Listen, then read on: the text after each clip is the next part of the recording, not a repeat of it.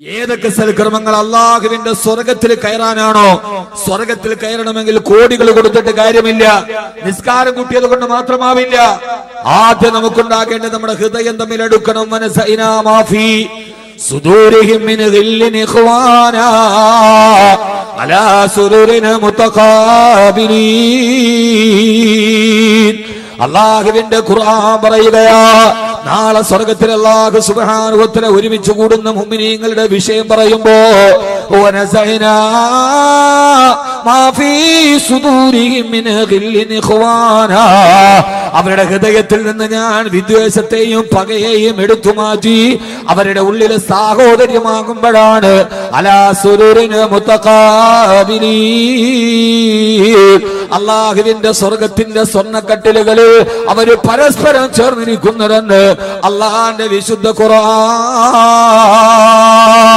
അതുകൊണ്ട് എന്റെ പ്രിയപ്പെട്ട സഹോദരങ്ങളോട് സഹോദരിമാരോട് അള്ളാഹുവിന്റെ സ്വർഗത്തിന്റെ കവാടം തുറക്കണോ? ആ വിശുദ്ധമായ ജീവിതത്തിന് അഭിലാഷമായ സ്വർഗത്തില് കാലാകാലം ജീവിക്കണോ? ആദ്യം ഉണ്ടാകേണ്ടത് നമ്മുടെ ഹൃദയത്തിന്റെ പകയും വിദ്വേഷവും നമ്മുടെ വൈരാഗ്യങ്ങളും പ്രതികാരങ്ങളും മനസ്സിൽ നിന്ന് മാറി അല്ലാഹുവേ അല്ലാഹുവേ ഞങ്ങൾ ജീവിക്കുന്നത് നിന്റെ സ്വർഗത്തിന് വേണ്ടിയാ.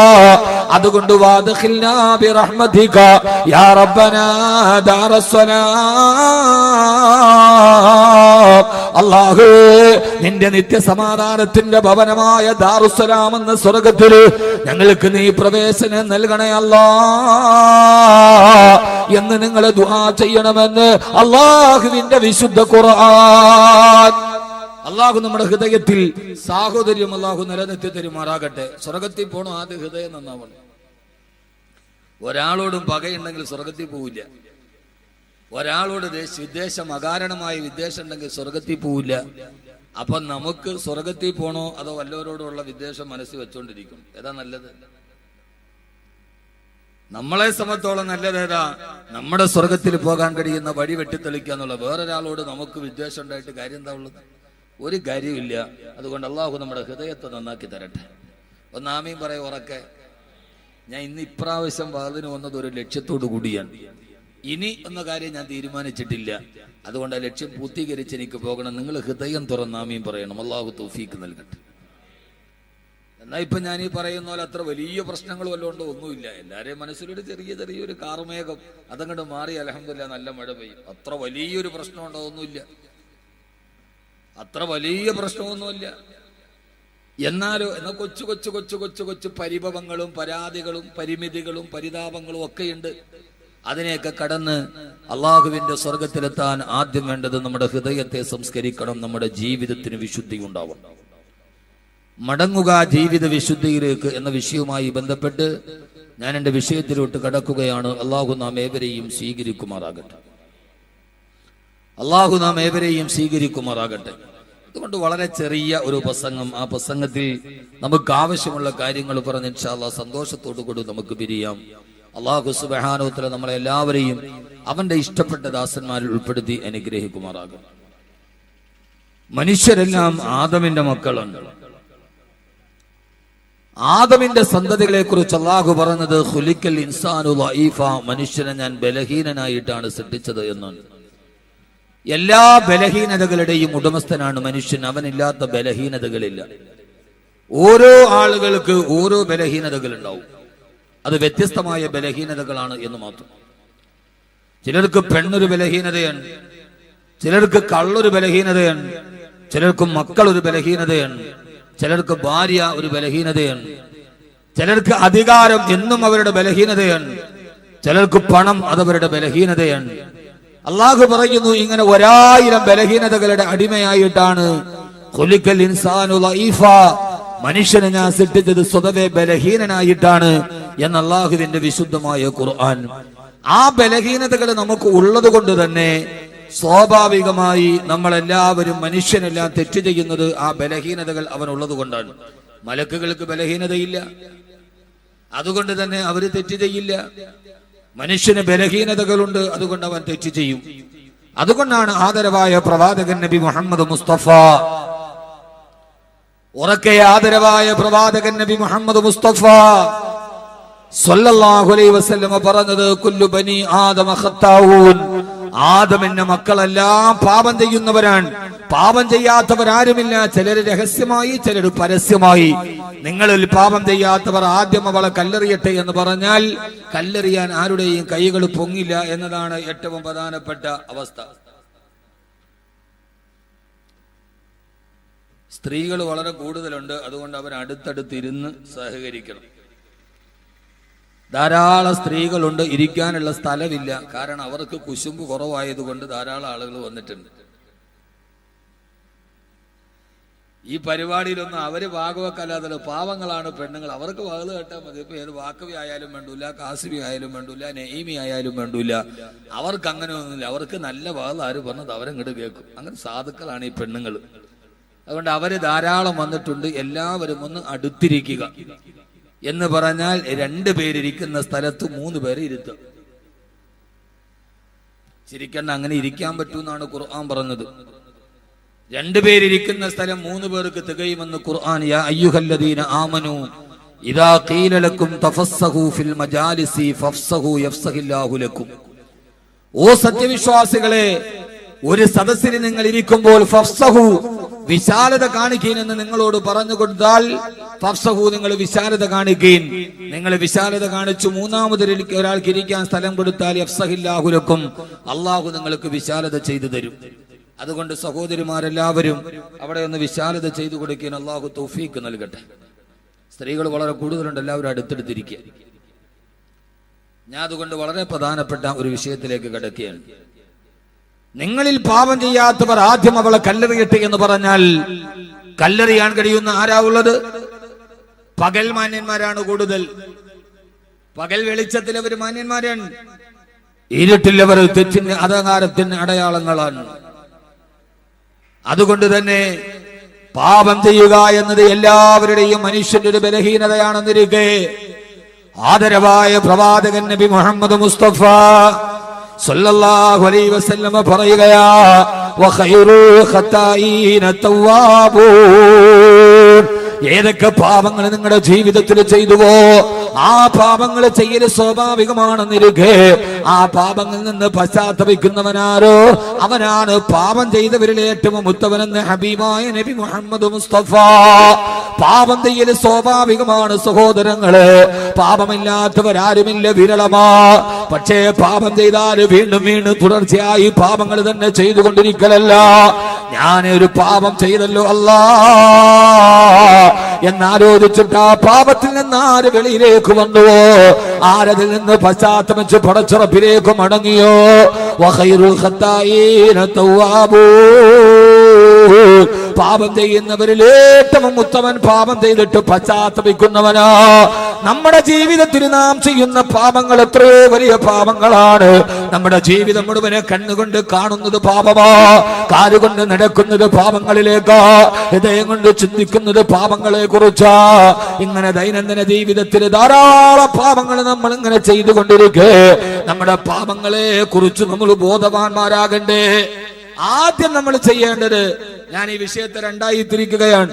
ജീവിതത്തിൽ വിശുദ്ധി ഉണ്ടാകണമെങ്കിൽ ആദ്യം നാം ചെയ്യുന്ന പാപങ്ങളെ കുറിച്ച് നമുക്കൊരു ബോധമുണ്ടാവണം. ഞാൻ ഈ ചെയ്യുന്നത് പാപമാണ്, ഞാൻ ചെയ്യണ പാപമല്ല എന്നൊരാൾ ചിന്തിച്ചാൽ പിന്നെ പശ്ചാത്തപിക്കൂ.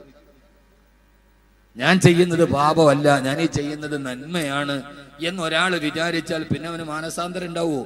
ഉണ്ടാവൂല. അപ്പൊ ആദ്യം ഈ വിഷയത്തിന്റെ ആദ്യത്തെ പാട്ടെന്താ? പടച്ചോനെ, ഞാൻ ചെയ്യുന്നത് പാപമാണ് എന്ന ഒരു ബോധ്യം അവനവന് തന്നെ ഉണ്ടാവും. ഞാൻ ഈ ചെയ്യണത് ശരിയല്ല, ഞാൻ ഈ ചെയ്യുന്നത് അള്ളാഹുവിന് ഇഷ്ടമല്ല. അള്ളാഹുവിന് ഇഷ്ടമല്ലാത്തതൊന്നും നമ്മൾ ചെയ്യാൻ പാടില്ല. അള്ളാഹു നമ്മുടെ പാപങ്ങളെ കുറിച്ചുള്ള ബോധം നമുക്ക് തരട്ടെ. ആമീൻ പറയൂലല്ലോ നിങ്ങൾ. അള്ളാഹു നമ്മളെ പാപങ്ങളെ കുറിച്ചുള്ള ബോധം നമുക്ക് നൽകി അനുഗ്രഹിക്കട്ടെ.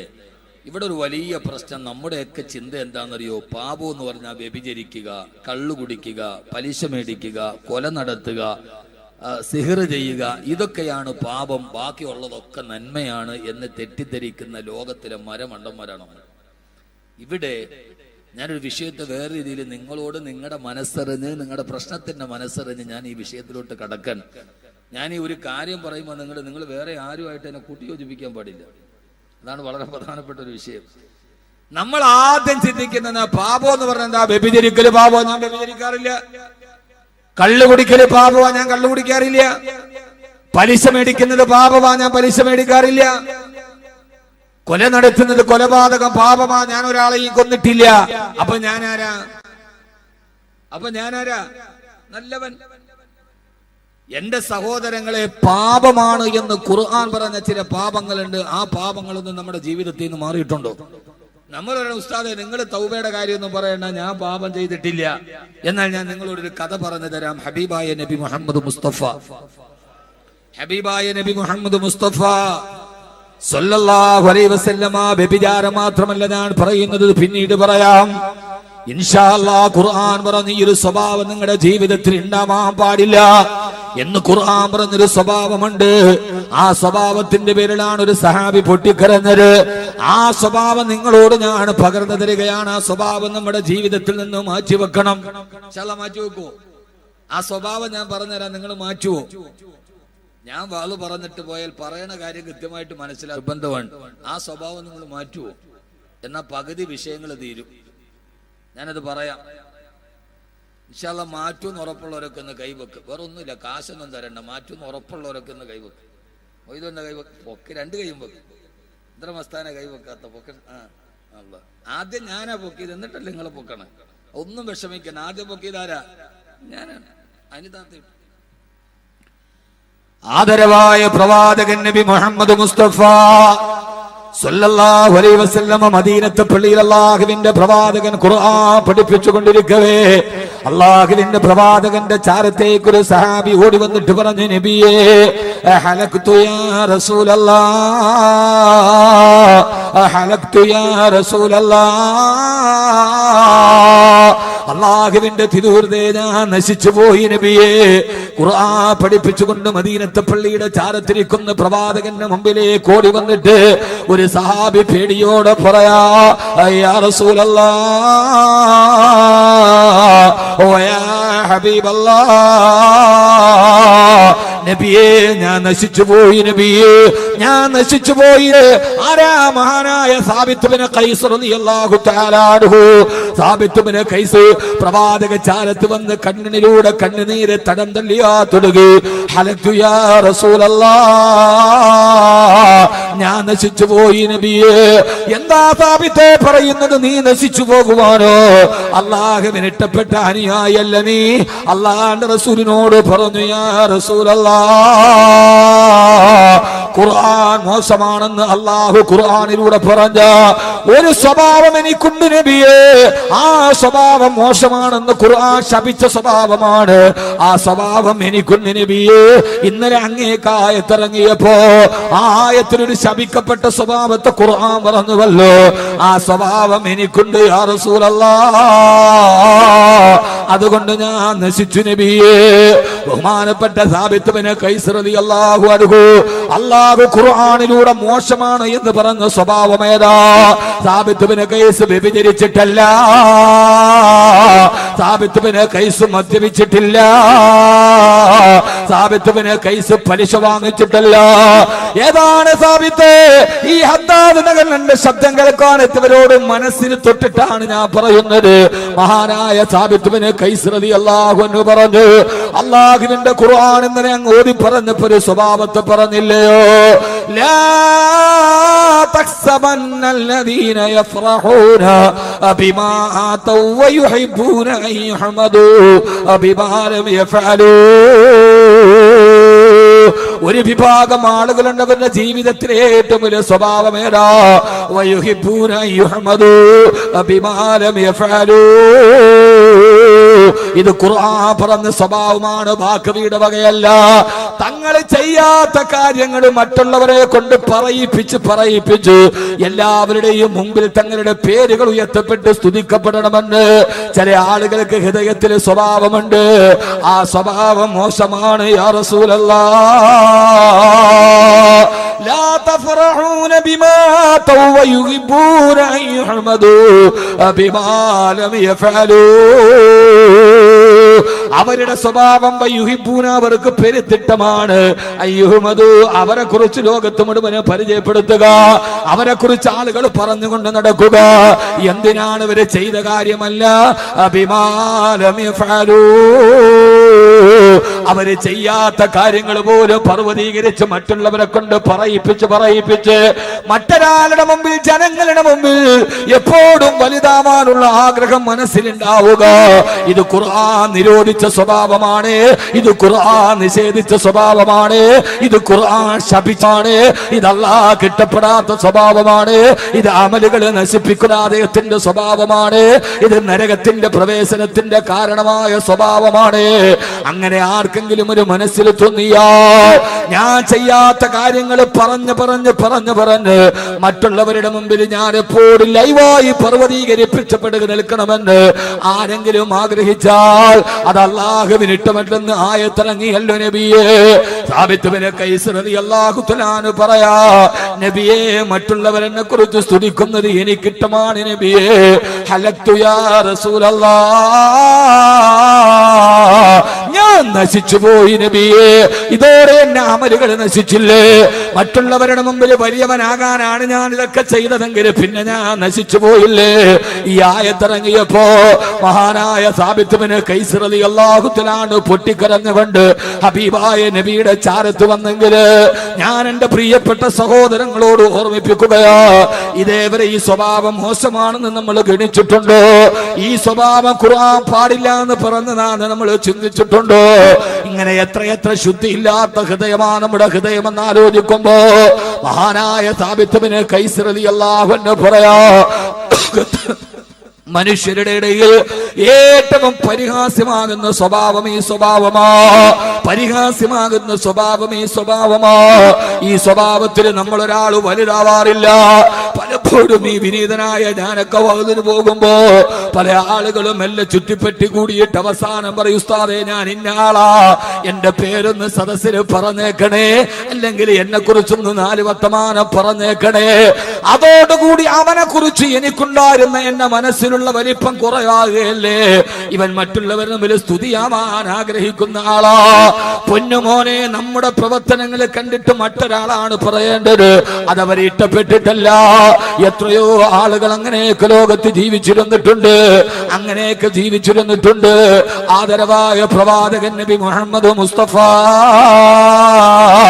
സല്ലല്ലാഹു അലൈഹി വസല്ലമ ഈ ഒരു സ്വഭാവം എടുത്തു പറഞ്ഞിട്ട് തന്നോട് ഞാൻ നശിച്ചു പോയി നബിയേ എന്ന് പറഞ്ഞ സാബിത്ത് ബിൻ ഖൈസ് റളിയല്ലാഹു അൻഹുവിനോട് അല്ലാഹുവിന്റെ റസൂൽ പറഞ്ഞു, സാബിത്തേ വെറുതെ കരയേണ്ട സാബിത്തേ, അമാ തറലാ നിന്റെ ഹൃദയത്തിന് ഇഷ്ടപ്പെടുന്ന ഒരു വർത്തമാനം ഞാൻ പറഞ്ഞു തരട്ടെയോ?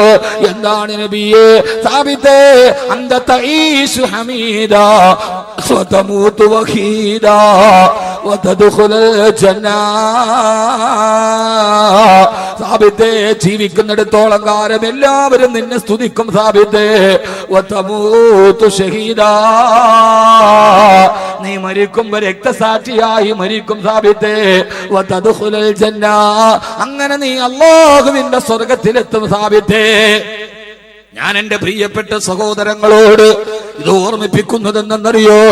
വ്യഭിചരിക്കുന്നത് മാത്രമല്ല പാപമുള്ളത്, കള്ളു കുടിക്കുന്നത് മാത്രമല്ല പാപമുള്ളത്, പലിശ മേടിക്കുന്നത് മാത്രമല്ല പാപമുള്ളത്. അല്ലാഹുവിന്റെ ഖുർആൻ വ്യക്തമായിട്ട് പാടില്ല എന്ന് പറഞ്ഞൊരു സ്വഭാവമാണ്. മറ്റുള്ളവരുടെ മുമ്പിൽ വലുതാകാൻ വേണ്ടി സ്വയം സ്തുതിപാഠകരെ തങ്ങൾ നിശ്ചയിക്കുകയും തങ്ങൾ ചെയ്യാത്ത കാര്യങ്ങളെ മറ്റൊരാളുടെ മുമ്പിൽ അവതരിപ്പിക്കാനുള്ള വ്യഗ്രതയുണ്ടാകുകയും ചെയ്തപ്പോ മഹത്തായ സഹാബാക്കളുടെ ചിന്ത എന്താണ്? നബിയേ ഹലക്തു യാ റസൂലല്ലാഹ് ഞാൻ നശിച്ചു നബിയേ. എപ്പോഴെങ്കിലും നമുക്ക് തോന്നാറുണ്ടോ, അല്ലാഹുവേ ഈ സ്വഭാവം എന്റെ മനസ്സിലുണ്ടെങ്കിൽ ഞാൻ നശിച്ചു എന്ന് നമുക്ക് സ്വയം തോന്നാത്തതെന്താ? നമുക്ക് സ്വയം തോന്നാത്തതെന്താ? ഈ ഒരു സ്വഭാവം പാപമാണ് എന്ന് അല്ലാഹുവിന്റെ വിശുദ്ധ ഖുർആൻ. ഇത് കബീർ വാക്കവിയുടെ വകയല്ല. ഖുർആൻ സൂറത്തു നിസാ, ഖുർആൻ സൂറത്തു ആല ഇമ്രാൻ, സൂറത്തു ആല ഇമ്രാന്റെ അവസാന ഭാഗമാണ്. വയുഹിബ്ബൂന അൻ യുഹ്മദു ബിമാ ലം യഫ്അലു. അവര് ചെയ്യാത്ത കാര്യം ചെയ്തിട്ടാണേലും വേണ്ടൂല, ബിമാ ലം യഫ്അലു അവര് ചെയ്യാത്ത കാര്യങ്ങൾ പറഞ്ഞ് മറ്റുള്ളവരുടെ മുമ്പിൽ വലുതാകാൻ ശ്രമിക്കുക. അങ്ങനെ ശ്രമിക്കുമ്പോൾ നമ്മൾ മറ്റുള്ളവരുടെ മുമ്പിൽ ചെറുതാവും. ഞാനൊക്കെ വാതിലുമ്പോൾ പലരും ഉസ്താദ് എൻ്റെ പേരൊന്ന് പറഞ്ഞേക്കണേ സ്റ്റേജിലൊന്ന്. അപ്പോ അയാളെ കുറിച്ച് എൻ്റെ മനസ്സിലുണ്ടായിരുന്ന ചിത്രം ചെറുതാവുകയാണ്. ഇങ്ങനെ ഒരു മനുഷ്യനായി പോയല്ലോ ഇയാൾ. അയാളുടെ പെരുമാറ്റം കണ്ടിട്ട് ഞാൻ പറയണം, അയാൾ പറയാതെ പറയണം ആ മനുഷ്യൻ എത്ര നല്ലവനാണ്, അയാളുടെ പെരുമാറ്റം, അയാളുടെ സ്വഭാവം. അള്ളാഹു നമുക്ക് ആ ബോധം നൽകി അനുഗ്രഹിക്കട്ടെ. അള്ളാഹു നമുക്ക് ആ ബോധം നൽകി അനുഗ്രഹിക്കട്ടെ. ആദരവായ പ്രവാചകൻ നബി മുഹമ്മദ് മുസ്തഫ, ഉറക്കെ ആദരവായ പ്രവാചകൻ നബി മുഹമ്മദ് മുസ്തഫ സല്ലല്ലാഹു അലൈഹി വസല്ലമ, അള്ളാഹുവിന്റെ റസൂലിന്റെ സഹാബാക്കൾ ഇങ്ങനെ ചിന്തിച്ചവരായിരുന്നു. അങ്ങനെ നമുക്ക് ഖുർആനിലൂടെ ചിന്തിക്കാൻ കഴിയണം. അല്ലാഹുവേ, ഈ സ്വഭാവം എനിക്കൊക്കെ ഉണ്ടല്ലോ, ഈ സ്വഭാവമൊക്കെ എനിക്കൊന്ന് മാറ്റണം. ഈ സ്വഭാവം എനിക്കൊന്ന് മാറ്റണം. നമ്മൾ ചിന്തിക്കും, നമ്മൾ ചില ആളുകൾ പറയും എന്റെ സ്വഭാവം അതാ, ഇനിയിപ്പോ മാറ്റാൻ നോക്കിയാലൊന്നും മുഅ്മിനിന്റെ സ്വഭാവമല്ല, അത് ഈമാനുള്ളവല്ല എന്ന് വിചാരിക്കരുത്. ആ പറയൽ ഈമാനിന്റെ ലക്ഷണമല്ല. മാറ്റണം. മാറ്റാൻ പറ്റാത്ത സ്വഭാവങ്ങൾ അതാ ഉള്ളത്. അള്ളാഹു നമ്മുടെ തെറ്റുകളെ കുറിച്ചുള്ള ബോധം നമുക്ക് നൽകി അനുഗ്രഹിക്കട്ടെ. ആമീൻ പറ മനുഷ്യന്മാരെ. അള്ളാഹു നമുക്ക് തെറ്റുകളെ കുറിച്ചുള്ള ബോധം നൽകാൻ ആദ്യം, അതുകൊണ്ടാണ് ഞാൻ പറയുന്നത്, ഞാൻ ചെയ്തത് തെറ്റാണ് എന്ന ഒരു ബോധം ആദ്യം ഉണ്ടാവുക. ഇത് തെറ്റാണ്, ഇത് ഖുർആൻ പറഞ്ഞ സ്വഭാവമാണ് എന്ന് നമുക്ക് തോന്നിയാൽ പിന്നെ നമ്മളതിൽ നിന്ന് മാറൂലേ? അള്ളാഹു നമുക്കതിൽ നിന്ന് മാറി നിൽക്കാൻ തൗഫീഖ് നൽകട്ടെ. നമ്മളത് ആഗ്രഹിച്ചില്ല എന്നാൽ മറ്റുള്ളവരത് പറയുന്നു. അൽഹംദുലില്ലാ, അൽഹംദുലില്ലാ.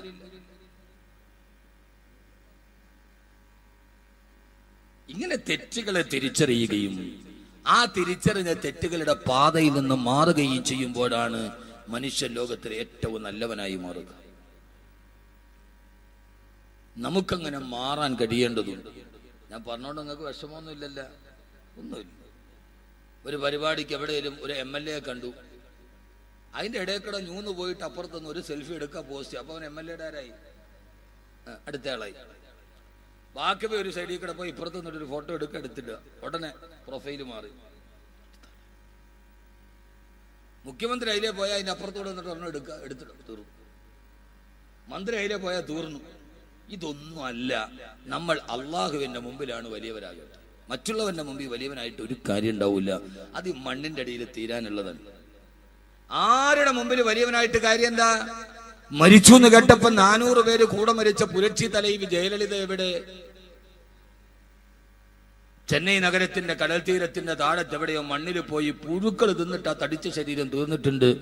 അമ്മേ എന്ന് വിളിച്ചിട്ട് നെഞ്ചത്തടിച്ചു പോയ അനുയായികൾ അധികാരത്തിന് വേണ്ടി അപ്പക്കഷ്ടത്തിന് കടികൂടാനും തുടങ്ങി. ഇത്രേ ഉള്ളൂ. അമ്മേന്ന് വിളിച്ചിട്ട് കരഞ്ഞ അനുയായികൾ അധികാരത്തിന് വേണ്ടി കടിപിടി കൂടാൻ തുടങ്ങി.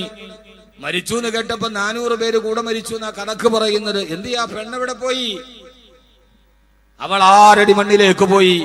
ഇതിനേക്കാൾ ഈ ലോകത്തിന്റെ മുമ്പിൽ വലിയവരായ ആളുകൾ ഖബറിന്റെ കുഴിമാടത്തിൽ കിടക്കുന്നുണ്ടല്ലോ. എന്താ അവര് ബാക്കിയാക്കിയിട്ട് പോയത്? ഒന്നും അവര് ബാക്കിയാക്കിയിട്ടില്ല. അതുകൊണ്ട് ആദ്യം എന്റെ പ്രിയപ്പെട്ട സഹോദരങ്ങളോട് എനിക്ക് പറയാനുള്ളത്, ആദ്യം നമ്മുടെ ജീവിതത്തിൽ ഞാൻ ചെയ്തു പോയ തെറ്റുകളെ കുറിച്ചുള്ള ബോധം ഉണ്ടാവുക. എന്താ ബോധം? ഹബീബായ നബി മുഹമ്മദ് മുസ്തഫ, ഉറക്കെ ആദരവായ പ്രവാചകൻ നബി മുഹമ്മദ് മുസ്തഫ സല്ലല്ലാഹു അലൈഹി വസല്ലം സലാത്ത് പറയും. റബീഉൽ അവ്വൽ തീർന്നില്ലല്ലോ. നിങ്ങൾ റബീഉൽ അവ്വൽ ആയി കഴിയുമ്പോ കാസർഗോഡുകാരുടെ ഉശിരൊരു വല്ലാത്ത ഉശിര. 13 ജില്ലയിലും ഇല്ലാത്ത ഉശിരാണ് റബീഉൽ അവ്വലിന് കാസർഗോഡുകാരുടെ ഒരു റാലിയുടെ ഉശിര്. ഇപ്രാവശ്യത്തെ റാലിയാന്ന് തോന്നുന്നു ഫേസ്ബുക്കിൽ ഞാൻ കണ്ടു.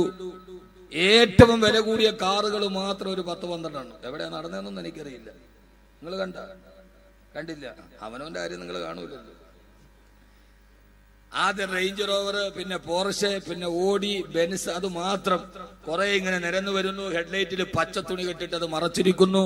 ഒരാൾ ഓടിക്കുന്നു, ഡോറ് തുറന്നിട്ട് അതിന്റെ അപ്പുറത്തും ഇപ്പുറത്തും 4 പേര് ഇരിക്കുന്നു. കുലു തക്ബീർ അല്ലാഹു അക്ബർ. നബീനത്തിന്റെ റാലി.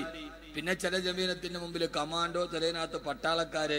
ഞാനൊന്ന് ചോദിക്കട്ടെ, എനിക്ക് നിങ്ങൾ എന്ത് വിചാരിച്ചാലും ഒരു കുഴപ്പമില്ല. രാത്രിയിലോ പകലിലോ ഒരു തീപ്പെട്ടിക്കൊള്ളി വെച്ചിട്ട് പോലും ആയുധ പരിശീലനം നടത്താത്ത അള്ളാന്റെ റസൂലിന്റെ ഉമ്മത്തിന് എന്തിനാ നബിദിന റാലിക്ക് ഒരു പട്ടാളക്കാരുടെ വേഷം? അതുകൊണ്ട് എന്താ നമ്മൾ ഉദ്ദേശിക്കുന്നത്? ഒരു തീപ്പെട്ടിയുടെ കൊള്ളി കൊണ്ടുവച്ചും നമ്മൾ പള്ളിപ്പറമ്പിൽ പോയിട്ട് പരിശീലനം നടത്തുന്ന ആളുകളല്ലല്ലോ നമ്മളാണോ? ആണോ? ഒരു തീപ്പെട്ടിയുടെ കൊള്ളി വെച്ചിട്ട് പോലും നമ്മൾ പയറ്റുന്ന ആളുകളല്ലല്ലോ. നമ്മൾ സമാധാനത്തിന്റെ വക്താക്കളല്ലേ. അപ്പൊ പിന്നെ നമുക്കെന്തിനാ വേഷത്തിന്റെ ഒരു ആവശ്യകത? എന്തിനാ? അതിന്റെ ഒരു ആവശ്യകതയില്ലല്ലോ. ആവശ്യകതകൾ ഇല്ലാത്തവർ നമുക്ക് ഒഴിവാക്കിക്കൂടെ? ആവേശം നല്ലതാണ്, പക്ഷെ അത് അതിര് കടക്കുമ്പോൾ അമിതാവേശമായി വരുമ്പോൾ വരുന്ന ആപത്തുകൾ തടയാൻ ചിലപ്പോൾ സമൂഹത്തിന് കഴിയുന്നില്ല എന്നത് വളരെ ദുഃഖകരമായ ഒരു വസ്തുതയാണ്. എന്റെ പ്രിയപ്പെട്ട ചെറുപ്പക്കാരെ, ഇതൊന്നുമല്ല അള്ളാഹുവിന്റെ പ്രവാചകൻ സല്ലല്ലാഹു അലൈഹി വസല്ലമയോടുള്ള ഹുബ്ബേദാ ഹബീബായ നബി മുഹമ്മദ് മുസ്തഫ. ഇവിടെ ആദരവായ പ്രവാചകൻ നബി മുഹമ്മദ് മുസ്തഫ പ്രവാചകൻ കിടന്നിറങ്ങുന്ന മദീന നഗരിയിലേക്ക് പോകുമ്പോൾ മദീനത്തുൻ നബവി അള്ളാഹു മരിക്കുന്നതിന് മുമ്പ് എത്താൻ അള്ളാഹു തൗഫീഖ് നൽകി അനുഗ്രഹിക്കുമാറാകട്ടെ. മഹാനായ റസൂലുള്ളാഹി സ്വല്ലല്ലാഹു അലൈഹി വസല്ലമയുടെ പച്ചക്കുപ്പിയുടെ കീഴിൽ അന്തിയുറങ്ങുന്ന നേതാവിന്റെ ചാരത്ത് കിടക്കുമ്പോ ആ മദീന നബവിയുടെ മറുഭാഗത്ത് വിശാലമായ മദീന യൂണിവേഴ്സിറ്റിക്കപ്പുറത്ത് വളരെ വിശാലമായൊരു മരുഭൂമിയുടെ ഭാഗമുണ്ട്. നിങ്ങൾ എങ്ങാനും ഇവിടെ ചെന്നാൽ ആ മരുഭൂമിയിൽ പോയി ചെറുപ്പക്കാരാ കുറച്ചു നേരം ഒന്ന് നിന്നു നോക്കണം. ലോക ചരിത്രത്തിന് അവിസ്മരണീയമായ ചരിത്രത്തിന് സാക്ഷ്യം വഹിച്ച മണൽപ്പരപ്പാണത്. മദീനത്ത് പള്ളിയുടെ മദീന യൂണിവേഴ്സിറ്റിയുടെ മറുഭാഗത്ത് ഞാൻ ഇപ്രാവശ്യം എന്റെ കൂടെ ഹജ്ജിന് വന്ന ആളുകളോട് ആ സ്ഥലം കാണിച്ചു കൊടുത്തിട്ട് അവിടെ വെച്ചിട്ട് ആ നടന്ന ചരിത്രം പറഞ്ഞു കൊടുത്തു. എന്റെ പ്രിയപ്പെട്ട കാസർഗോഡ് ചെറുപ്പക്കാരാ, എപ്പോഴെങ്കിലും മദീനയിൽ പോകാൻ അവസരം ലഭിച്ചാൽ അള്ളാഹു നമുക്ക് മദീനയിൽ പോകാൻ അവസരം നൽകുമാറാകട്ടെ. മരിക്കുന്നതിന് മുമ്പ് മദീനയിലെത്താ മദീന റൗളയുടെ ചാരത്ത് തന്നെ അസ്സലാത്തു വസ്സലാമു അലൈക യാ റസൂലല്ലാഹ് എന്നെന്ന് ഹൃദയം തുറന്ന് പറയാൻ അല്ലാഹുവേ നീ ഞങ്ങൾക്ക് തൗഫീഖ് നൽകണേ അല്ലാഹ്. ആ മദീനയുടെ മദീന യൂണിവേഴ്സിറ്റിയുടെ മറുഭാഗത്ത് നിരന്ന് കിടക്കുന്ന മരുപ്പറമ്പിലൊരു ചരിത്രം നടന്നിട്ടുണ്ട്. ആ ചരിത്രം ഏതെന്നറിയോ? അവിടെയാണ് ഹബീബായ നബി തങ്ങൾ മദീനത്തെ പള്ളിയുടെ ഓരത്തിരിക്കുമ്പോ ഒരു ചെറുപ്പക്കാരൻ പാഞ്ഞു വന്നത് ഭ്രാന്തനെ പോലെ മുടിയിടകൾ മുഴുവനും പറത്തിയിട്ട് ആ മുടിയിൽ പിടിച്ചു വലിച്ചിട്ട് പ്രവാചകന്റെ അടുക്കലേക്ക് വന്നു. യാ റസൂലല്ലാഹ് തഹ്റിനി യാ റസൂലല്ലാഹ്, എന്നെ ഒന്ന് ശുദ്ധനാക്കി നബിയേ, എന്റെ ജീവിതത്തിന്റെ ഹൃദയ വിശുദ്ധി നഷ്ടപ്പെട്ടു പോയി നബിയേ. തഹ്റിനി യാ റസൂലല്ലാഹ്, എന്നെ ഒന്ന് വിശുദ്ധനാക്കി നബിയേ. അല്ലാഹുവിന്റെ റസൂലിനോട് പറയാ. കാരണം എന്താ നബിയേ? എന്താണ് മായിസേ? മായിസ് റളിയല്ലാഹു അൻഹു ഖദ് സനൈതു യാ റസൂലല്ലാഹ്, ഞാൻ വ്യഭിചരിച്ചു നബിയേ, എനിക്ക് പരലോകത്തെ പേടിയാ. എന്റെ കടയിലേക്ക് ഒരു പെൺകുട്ടി കടന്നു വന്നപ്പോ അഭിശപ്തമായ ഒരു നിമിഷത്തിൽ ആ പെണ്ണുമായി ശാരീരിക ബന്ധത്തിൽ ഏർപ്പെട്ടിട്ട് എന്റെ ഹൃദയത്തിന്റെ ജീവിതത്തിന്റെ വിശുദ്ധി കളങ്കമായി നബിയേ. ഖദ് സനൈതു യാ റസൂലല്ലാഹ്, എന്നെ ഒന്ന് ഞാൻ വ്യഭിചരിച്ചു നബിയേ, എനിക്കൊന്ന് ശുദ്ധിയാക്കി താ നബിയേ, എന്നെ ഒന്ന് ശുദ്ധനാക്കി താ നബിയേ.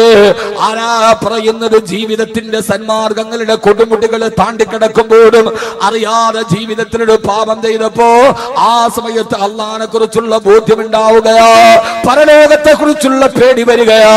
ഹിസാബിനെ അഭിമുഖീകരിക്കേണ്ട ദിവസത്തെ ഓർത്തപ്പോ ഉറക്കം വരുന്നില്ല.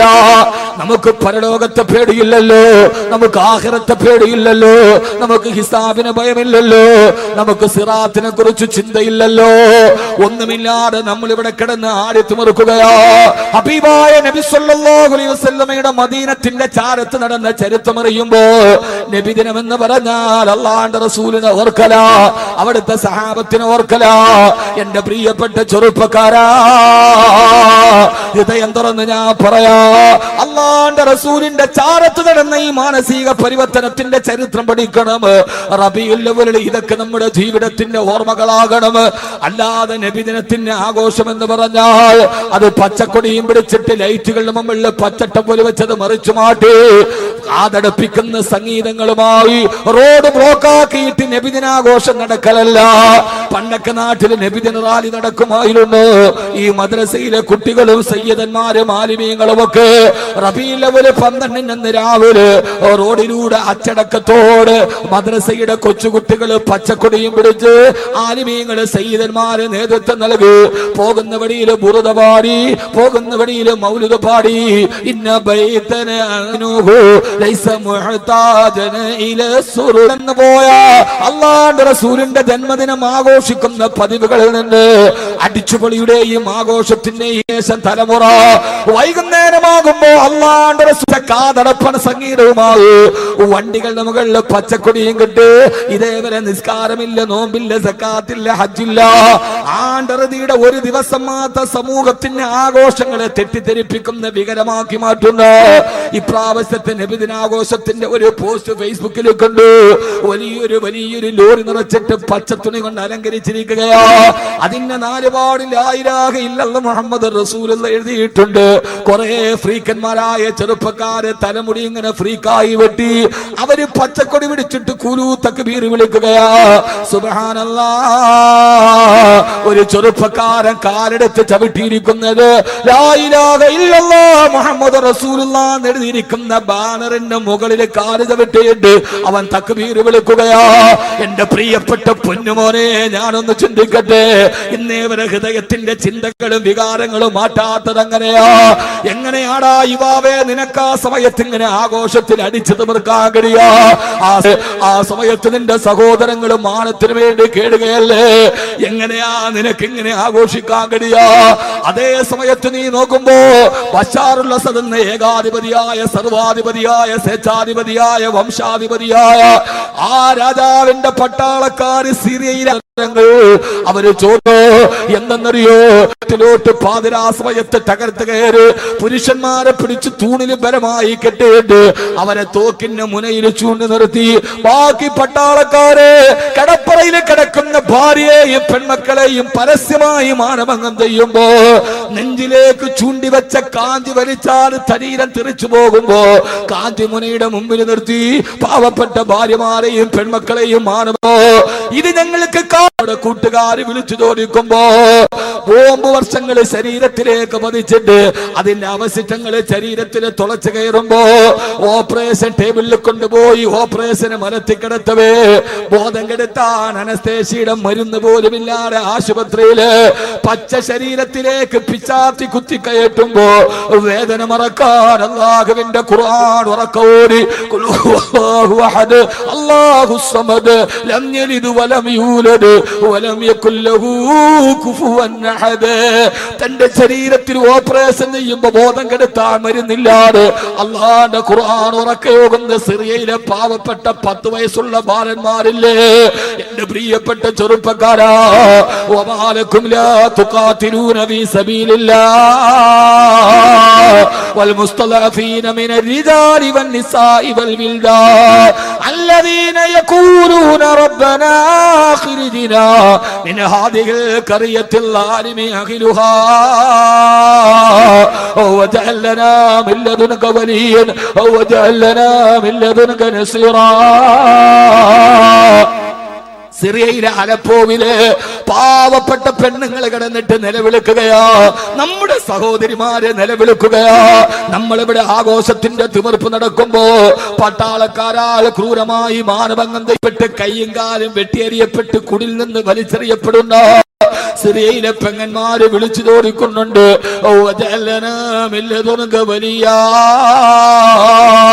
പടച്ചവനെ, ഞങ്ങൾക്കൊരു മോചകനെ എവിടെയാ കിട്ടുക? ഓക്സാൻ സൂചി എന്ന് പറയുന്ന നോബൽ സമ്മാന ജേതാവ് ഭരിക്കുന്ന ബർമയിൽ തീപ്പെട്ടിക്കൊള്ളികളെ പോലെ തീക്കുണ്ടാരം കെട്ടിയുണ്ടാക്കിയിട്ടതിന്റെ മുകളിലൂടെ മരത്തിൽ കിടത്തിയിട്ട് പച്ചക്ക് തീ കൊളുത്തി പച്ചമാംസം വെന്തിരിയുന്ന റോഹിംഗ്യയിലെ പാവപ്പെട്ട കൊച്ചു കുഞ്ഞുങ്ങളെ വിളിച്ചു ചോദിക്കുകയാ.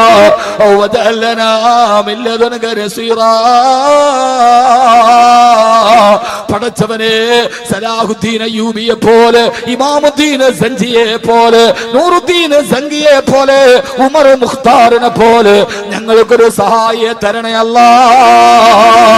ഈ നിലവിളി കേട്ടപ്പോ GCCയിലെ ഖത്തർ എന്ന് പറയുന്ന അറേബ്യൻ രാഷ്ട്രത്തിന്റെ അധികാരത്തിന്റെ പ്രിയപ്പെട്ട ഖലീഫ ഖത്തറിന്റെ ദേശീയ ആഘോഷത്തിൽ ഇന്ന് ആഘോഷം വേണ്ട എന്ന് പ്രഖ്യാപിക്കുമ്പോ GCC രാജ്യത്തിലെ പ്രമുഖമായ ഖത്തറിന്റെ ഖലീഫ ശൈഖ് ഖലീഫ അദ്ദേഹം ദേശീയ ആഘോഷത്തിന്റെ നിറപ്പകറ്റുകൾ വേണ്ടെന്ന് വെക്കുകയാ. സിറിയക്കാരോട് ഐക്യദാർഢ്യം പ്രഖ്യാപിച്ചു. പക്ഷേ എന്റെ പ്രിയപ്പെട്ട കാസർഗോഡ് ചെറുപ്പക്കാരാ, നിങ്ങളുടെ നബിദിനാഘോഷത്തിന്റെ ചിത്രങ്ങൾ ഫേസ്ബുക്കിൽ പലപ്പോഴും ഈ വിനീതം കണ്ടതാണ്. ബർമയിലെ മുസ്ലിമീങ്ങൾ പൊട്ടിക്കരയുമ്പോ, അലപ്പോവില് പാവപ്പെട്ടവരെ മാനഭംഗം ചെയ്യുമ്പോ നമ്മുടെ സഹോദരങ്ങളുടെ കണ്ണുനീര് തടം തല്ലിയ ചെയ്യാൻ തുടങ്ങുമ്പോ ഇന്നലെ നിങ്ങൾ കണ്ടോ, നിങ്ങൾ ലക്ഷങ്ങളും ആയിരങ്ങളും വാരിയെറിഞ്ഞിട്ട് വലിയ ആഡംബര വാഹനങ്ങൾ നിരത്തിലിട്ടിട്ട് നിങ്ങൾ റാലി നടത്തിയില്ലേ? നിങ്ങൾ അറിഞ്ഞോ മുസ്ലിമേ, ഇന്നലെ ഇറാനിലെ ടെഹ്റാനില് 50ഓളം പുരുഷന്മാര് സ്ത്രീകളെ കിടപ്പാടമില്ലാതെ അവിടുത്തെ ഖബർസ്ഥാനിലെ പഴയ ഖബറുകളിലാ കിടന്നിറങ്ങുക. ഇത് പ്രാചീന കാലത്തിന്റെ കഥയല്ല. ഇറാനിലെ ടെഹ്റാനിലെ കിടപ്പാടമില്ലാതെ കുഴിച്ച പഴയ ഖബറുകളിൽ പാവപ്പെട്ടവരെ കിടന്നിറങ്ങുമ്പോ എങ്ങനെയാ മുസ്ലിമേ ഇതൊക്കെ മാറ്റാൻ കഴിയുക? എങ്ങനെയാണ് നമുക്ക് ആഹ്ലാദ തിമിർപ്പ് കഴിയുക? ഈ അനാചാരങ്ങൾ എങ്ങനെയാ നമ്മുടെ ഹൃദയത്തിലേക്ക് കടന്നു വരിക? അല്ലാഹുവേ, അല്ലാഹുവേ, നാളെ പരലോകത്തിന്റെ വിചാരണ നാളിലെ നിങ്ങൾ ഭയക്കാത്തതെന്താ? ഹിസാബിന് നിങ്ങൾ ഭയക്കാത്തതെന്താ? സിറാത്തിന് നിങ്ങൾ ഭയക്കാത്തതെന്താ? അതുകൊണ്ട് ചെയ്തു പോകുന്ന തെറ്റുകളെ കുറിച്ചുള്ള ബോധമുണ്ടാവണേ. അത് ലോകത്തോട് എടുത്തു പറഞ്ഞിട്ട് ഇനിയില്ല, ഇനിയില്ല. യാ അയ്യുഹല്ലദീന ആമനൂ തൂബൂ ഇലല്ലാഹി തൗബതൻ നസുഹാ. ഇതൊന്നും വിനീതൻ ഒരു വിമർശനാത്മകമായിട്ട് പറയുന്നതല്ല. ഇനിയെങ്കിലും ഇതിൽ നിന്ന് മാറി നിൽക്കണേ. അല്ലാഹുവിന്റെ റസൂലിന്റെ ജന്മദിനത്തെ വികലമാക്കരുത്. ഹബീബായ നബി തങ്ങളുടെ ജന്മദിനാഘോഷത്തെ വികൃതമാക്കരുത്. എന്നിട്ട് ചെയ്തതെല്ലാം പടച്ച റബ്ബിനോട് ഏറ്റു പറഞ്ഞ് തൂബൂ ഇലല്ലാഹി തൗബതൻ നസുഹാ. അല്ലാഹുവിന്റെ അടുക്കലേക്ക് ആത്മാർത്ഥമായി പശ്ചാത്തപിച്ച് മടങ്ങണേ. ഹബീബായ നബി മുഹമ്മദ് മുസ്തഫ സല്ലല്ലാഹു അലൈഹി വസല്ലമയുടെ ചാരത്തേക്ക് വന്ന് മായിസ് റളിയല്ലാഹു അൻഹു പറഞ്ഞു, നബിയേ ഖദ് സനൈതു യാ റസൂലല്ലാഹ്, ഞാൻ വ്യഭിചരിച്ചു നബിയേ. ഫർജിനി യാ റസൂലല്ലാഹ്, എന്നെ കല്ലെറിഞ്ഞു കൊല്ലു നബിയേ. ബോധമുണ്ടാവണം ആദ്യം ഈ ചെയ്യുന്നത് തെറ്റാണ്. പറയാതിരിക്കാൻ തരയില്ല. ഇതിപ്പോ ആരേലും പറയണ്ടേ? ഇപ്പൊ ഞാനിത് പറഞ്ഞതിന്റെ പേരിൽ എന്നെ ക്രൂശിക്കണമെങ്കിൽ അൽഹംദുലില്ലാ. ധാരയിലും പറയണമല്ലോ, പറയണ്ടേ? ധാരയിലും പറയണ്ടേ? രാജാവ് നഗ്നനാണ് എന്ന് പറഞ്ഞ കൊച്ചുകുട്ടിയുടെ ഒരു ആർജവെങ്കിലും വേണ്ടേ? അത് ഞാനങ്ങ് തുറന്നു പറയണം. ഒരു കാര്യം ഉറപ്പ്, ഈ നബിദിനാഘോഷവുമായി ബന്ധപ്പെട്ട് കാസർഗോഡ് ജില്ലയിൽ നിന്ന് വരുന്ന ചിത്രങ്ങൾ ഇസ്ലാമിന് അത്ര ഭൂഷണമല്ല. ഉറപ്പ്. നിങ്ങൾ പിണങ്ങുവോ, കല്ലെറിയോ, അത് പറയോ, ഇത് പറയോ, നെവർ മൈൻഡ്. ആർക്കെങ്കിലും വിഷമമുണ്ടോ ഞാൻ ഇത് പറയുന്നത്? ഉണ്ടോ? ഞാനിത് പറയുന്ന നിങ്ങൾക്ക് എന്തെങ്കിലും വിഷമമുണ്ടോ? അങ്ങനെ വിഷമമുണ്ടെങ്കിൽ എനിക്കൊരു ചുക്കുമില്ല എന്ന് പറയാനാണ് ചോദിച്ചത്. അല്ലാതെ എനിക്ക് പേടിയുണ്ടല്ലോ. അങ്ങനെ എന്തെങ്കിലും ഒരു വിഷമം ഉണ്ടെങ്കിൽ, അങ്ങനെ വിഷമം ഉണ്ടാവാനാണ് ഞാൻ പറഞ്ഞത്. അള്ളാഹു നമ്മളെ കാക്കട്ടെ. നിങ്ങൾക്ക് ഇസ്ലാമിനോടുള്ള ആവേശം കൂടുതലാണ്, പക്ഷെ ആവേശം ശരിയായ പാതയിലൂടെ പോകും. കാസർഗോഡ് യുവാക്കൾക്ക് ഇസ്ലാമിനോടുള്ള ആവേശം കൂടുതലാണ്, പക്ഷെ ആവേശം ശരിയായ പാതയിലൂടെ കൊണ്ടുപോകണം. അള്ളാഹു നമുക്ക് തൗഫീക്ക് നൽകി അനുഗ്രഹിക്കുമാറാകട്ടെ. അള്ളാഹു നമുക്ക് തൗഫീക്ക് നൽകി അനുഗ്രഹിക്കട്ടെ. അനീതി കണ്ടാൽ നമുക്ക് പ്രതികരിക്കാം. അനീതി കണ്ടാൽ നമുക്ക് ശരീഅത്ത് സമ്മേളനത്തില് റാലി നടത്തിയ സമസ്തയുടെ നേതാക്കൾക്കെതിരെ കേസെടുത്തു. പക്ഷേ പരസ്യമായിട്ട് ആയുധ പരിശീലനം നടത്തുന്ന സംഘടനക്കെതിരെ കേസെടുക്കാൻ കഴിയുന്നില്ല. ഇവിടെയാണ് പ്രശ്നം. അപ്പൊ നമുക്കതിന് ചോദ്യം ചെയ്യാം.